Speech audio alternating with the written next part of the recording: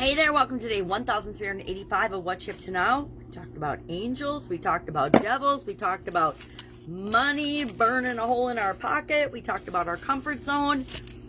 Today, we talked about a lot of different topics. No Nonsense November, we talked about our comfort zone and the importance of stretching our comfort zone and how I started to stretch my comfort zone and get comfortable doing videos, which, you know, some people that watch my videos are like, oh my God, these are terrible. You must have just started doing these. But I've actually been doing them for about, well, a good 4 years now, 2018, 19, 20, and 21. This would be my 4th year. We're coming up to the end of the year. I've done daily videos since then. I think I missed Christmas 2019, Christmas Day 2019, because I was down and out with COVID-19 before they even knew what it was. I clearly had COVID-19. I was sick for about a month, but that was the only day I couldn't muster up the energy or the voice, or actually I couldn't stop coughing long enough to even put a sentence together, much less videos together. So my timing has been off on them, depending on, again, my timing is my timing. I decide when I'm going to do my videos, and usually I like to do them first thing in the morning, but some days that doesn't happen. Some days I create them first thing in the morning, but I don't get to posting them until the evening. Just depends what's my schedule is, what's going on, what comes up in life.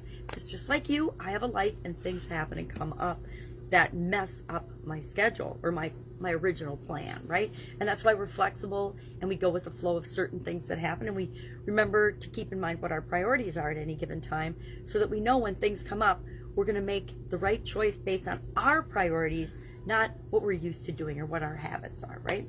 I used to be a big stickler. Actually, I wasn't a big stickler for my habits. And then in 2010, I became very,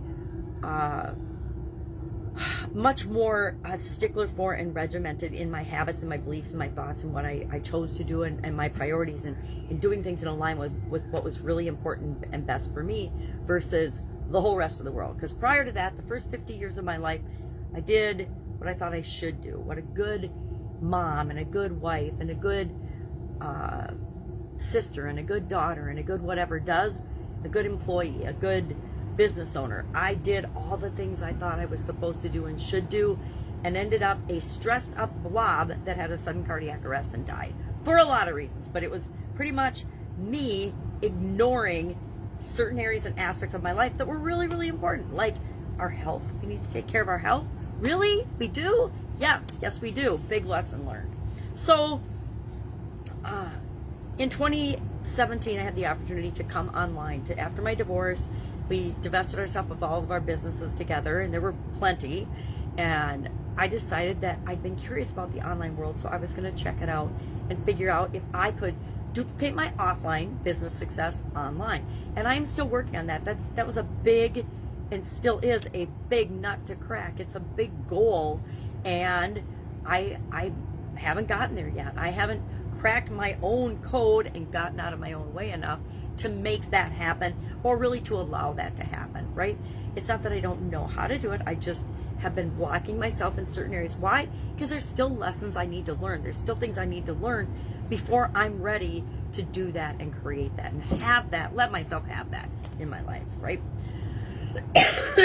So today, our annual challenge this year is to do one thing every day that centers us, to get to know ourselves better and figure out what makes us tick, and really start to listen to ourselves, understand ourselves, and honor what comes up and what is important for us, what our priorities are, what it is that we need to do to become the better version of ourselves, right?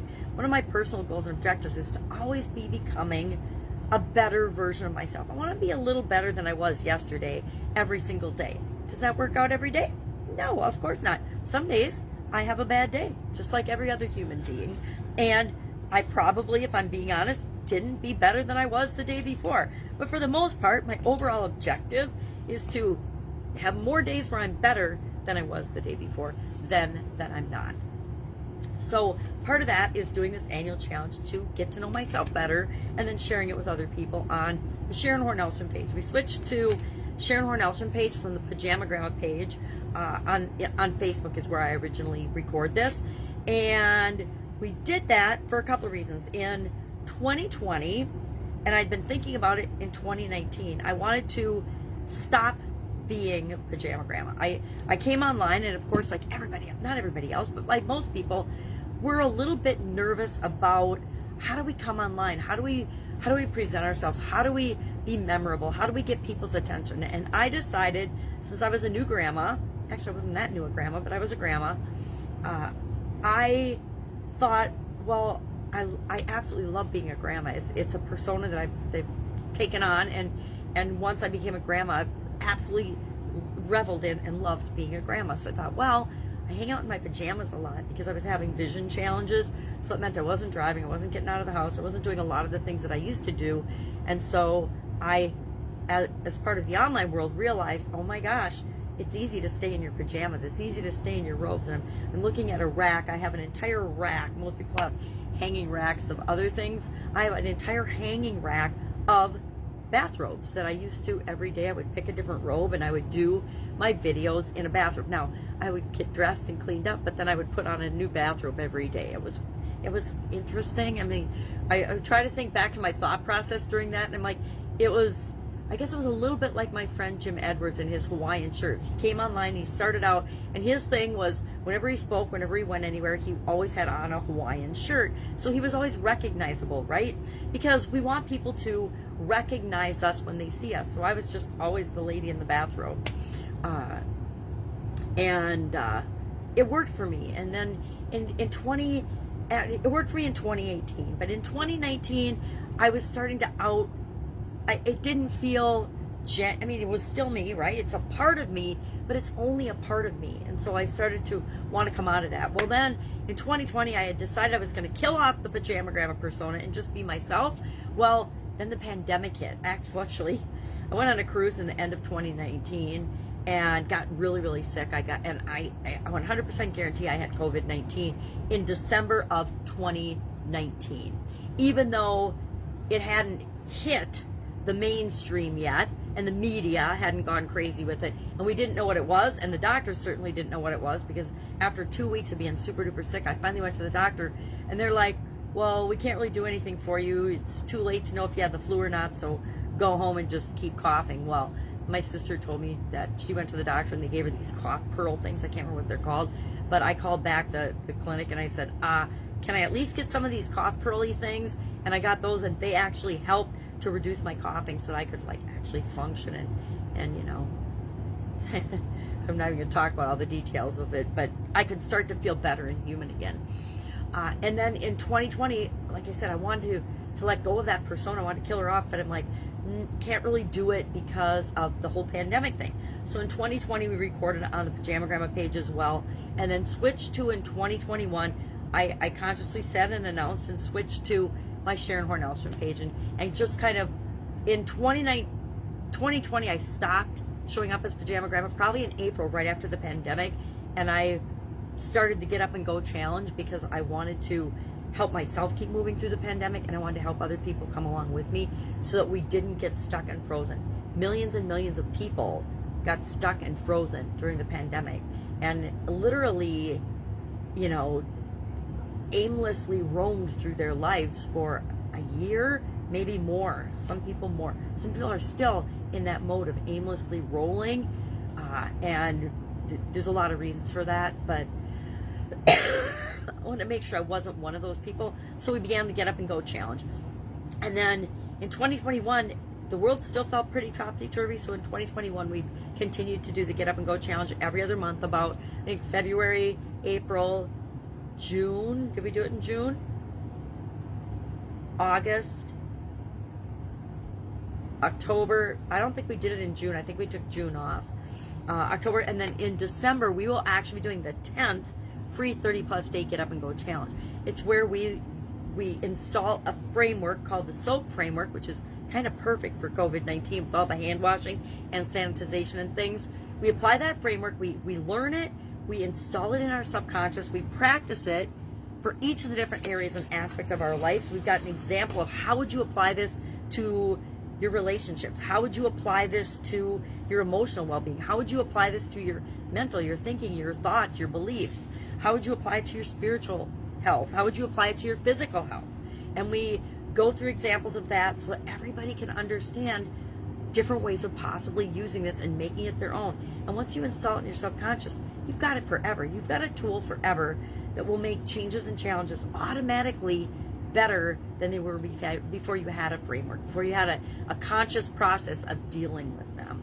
So I don't know why I'm digressing on that, but for the month of November, we're doing No Nonsense November with getting out of our comfort zone. And then we're also doing money-related idioms for the month of November for Supersize Your Business. And today's was to have money burning a hole in your pocket. And I put this in my pocket and showed my pocket because I couldn't think of another way to represent money burning a hole in my pocket. This is my backpack money. When I go for walks, I like to have a little bit of money with me so that if I want a water or something, I usually take one, but in case there's something I gotta have when I'm out walking about, I like to have a little bit of money with me. So it's not burning a hole in my pocket. It's there for if there's something I want. If I decide that I need an ice cream cone, because sometimes when you're on a walk, you need an ice cream cone, right? To give you the energy to walk all the way home. So, all right. Not sure what next year's going to bring exactly for me. I've got plans, I've got objectives, but I also am reevaluating and deciding what is really in alignment, since I'm doing a whole year of centering myself and figuring out what makes me tick. What is really in alignment with what I want to do and how I want to show up in the world going forward in 2022 and beyond. Like I joke, I was old enough to retire in 2018 and 2017 when I got divorced and decided to come online. But I didn't want to. I wasn't done yet. I didn't want to just go sit somewhere in the sunshine and read books. I do that anyway. So, love the excitement and the adventure of not deciding 100% what the future is going to hold and what direction we'll be going, but working on projects with a bunch of different entities, so we'll see what comes from that. Any questions about the offline or online business world? Been there, done that with respect to a lot of things, both offline and online. And so if you are feeling like you're stuck and you don't have somebody to ask, know that I will be that resource for you as long as I possibly can. It doesn't mean I don't expect you to have thought things through a little bit, and we do that. We think things through, we test, we explore, we experiment, we ask questions, and we get stuck. And sometimes we just need one person or somebody to bounce an idea off or to say it out loud to, in order to know what the next right step is for us. We're always reaching for the next right step, right?